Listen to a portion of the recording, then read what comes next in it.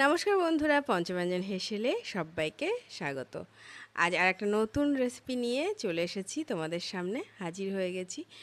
আজকের রেসিপিটা ভীষণই একটা কমন রেসিপি। তো চলো আমি কিভাবে করি সেটা তোমাদের সঙ্গে আজ শেয়ার করি। তো এখানে দেখো একটা পাঁচমিশালি ছোট মাছ বা চুনো মাছ বাজারে হঠাৎ করেই পেয়ে গেছে বর্ষা পড়ার আগে। আর এই ধরনের মাছ কে না ভালোবাসে বলো?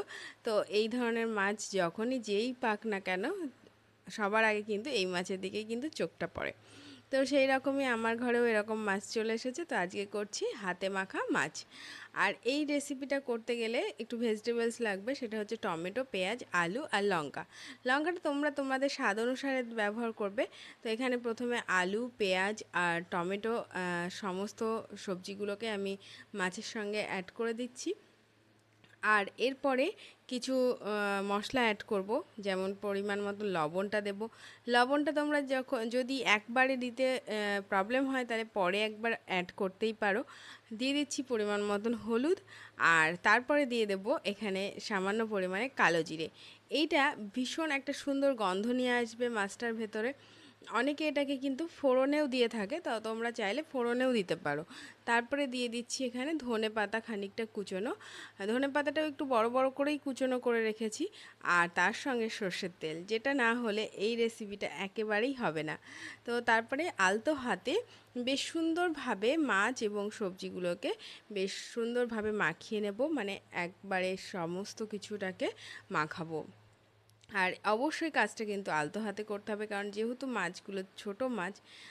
তো তারপরে 5 মিনিট রেখে দিয়েছিলাম। 5 মিনিট পরে এখানে আমি একটুখানি লেবুর রসটা দিচ্ছি। তো এটা অবশ্যই অপশনাল, তোমরা চাইলে দিতে পারো, না চাইলেও এটা স্কিপ করতে পারো। তবে মাছে যদি কোনো রকম গন্ধ থাকে তাহলে সেটা কেটে যাবে, সেই কারণেই লেবুটা দেওয়া। এবার কড়াইয়ে গরম করে কড়াইয়ে খানিকটা তেল দিয়ে দিয়েছি। তেলটা দেখতেই পাচ্ছ, খুবই সামান্য তেল।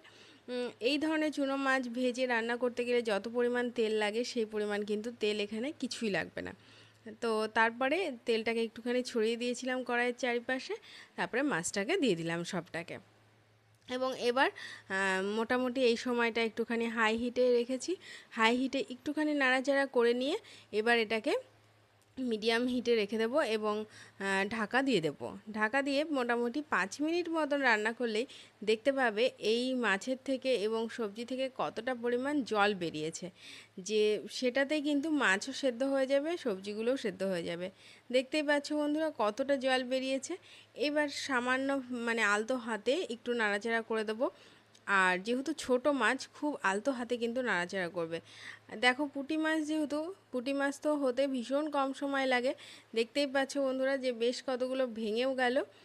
অতএব বুঝতে পারছো যে মাছ কিন্তু একদম সেদ্ধ হয়ে গেছে। আর এদিকে আলু কিন্তু প্রায় হয়ে গেছে। এবার ঢাকা ছাড়া খানিকক্ষণ একটুখানি এটাকে রান্না করে নেব, ওই মিডিয়াম হিট থেকে হাই হিটের মধ্যে রেখে। দেখো তারপরে কিন্তু 5 মিনিটের মধ্যেই দেখো কত সুন্দর তেল ছেড়ে এসেছে। বুঝতেই পারছো যে রান্না আমাদের একদম কমপ্লিট। তো 10 মিনিট মতন আমি স্ট্যান্ডিং হিটে রেখে দিয়েছিলাম, তারপরে তোমাদের সামনে সার্ভ করছি।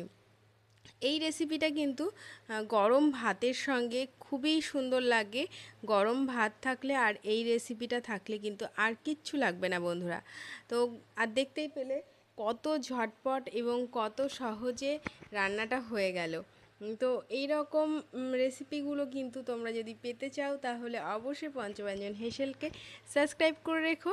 আর তার সঙ্গে যদি রেসিপিটা ভালো লেগে থাকে তাহলে লাইক, শেয়ার, কমেন্ট করতে একেবারেই কিন্তু ভুলো না বন্ধুরা। তো আজকের রেসিপিটা এই পর্যন্তই রাখছি। আবার খুব তাড়াতাড়ি নতুন কোনো রেসিপি নিয়ে তোমাদের সামনে হাজির হয়ে যাব। তো ততক্ষণ পর্যন্ত আজকের মতন টাটা, শুভরাত্রি। সবাই ভালো থেকো, সুস্থ থেকো, আর তার সঙ্গে অবশ্যই পঞ্চব্যঞ্জন হেসেলের রেসিপিগুলো দেখতে থেকো। টাটা।